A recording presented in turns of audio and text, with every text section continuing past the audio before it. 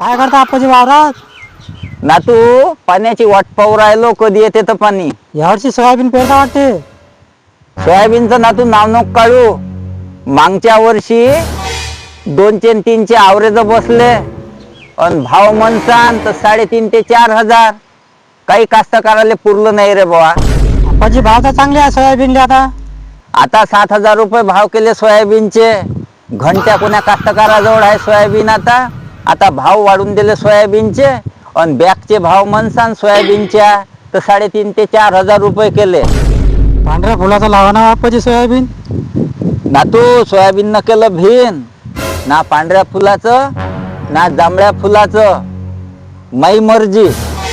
तू soybean काही करू नको. तू जात का आता टाकू तुझ्या झोडपा. मी तर चाललो आप्पाजी, मग काय लावता सोयाबीन? नातू लाल गांधर आणि पांढरे मुळे लावतो. चाललो मी बियाणं आणाले.